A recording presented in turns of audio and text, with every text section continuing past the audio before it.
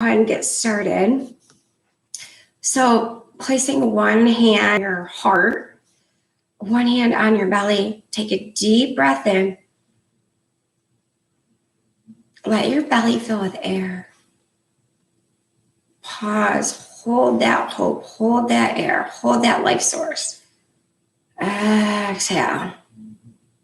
Send that energy out to that world, that love source. Inhale.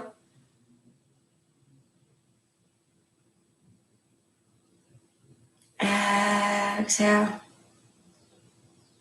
Let's do one more. Inhale. Exhale. Beautiful.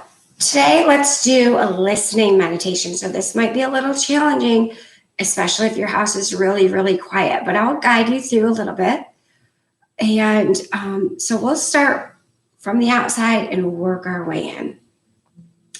As you find your comfortable seat, your spine is tall, your head is floating to the ceiling, your sits bones are nicely firmly grounded, and you can feel that earth below you or your pillow or your yoga mat. You want to open your chest and let your heart center be open as you breathe. We're letting your breath return to normal. And for just a few seconds, see if there's anything in your house, in your background, that you can hear that's not in the room that you're actually in. So you're taking your sense of hearing and you're trying to push it beyond the room that you're actually in.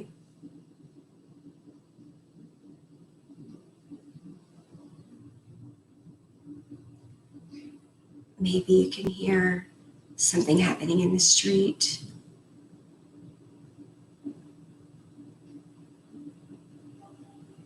Maybe you can hear something happening in the next room. Try to focus on listening for the subtleties that are not right surrounding you right now.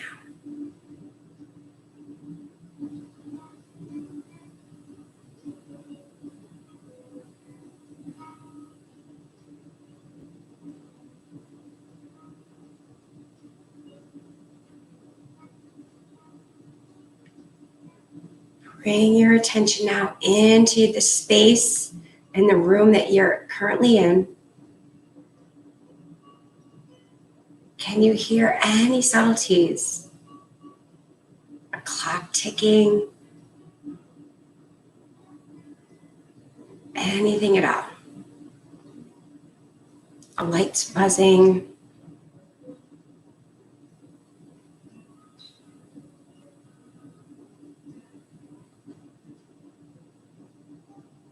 Just recognizing and intently listening.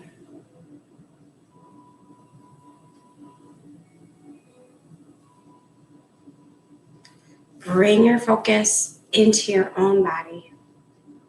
Sitting so quietly and still, can you hear your own breath?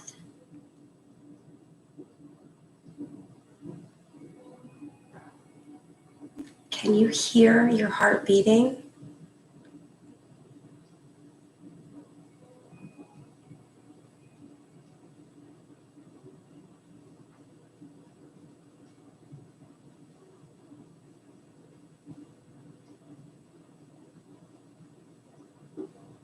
And just a couple more breaths.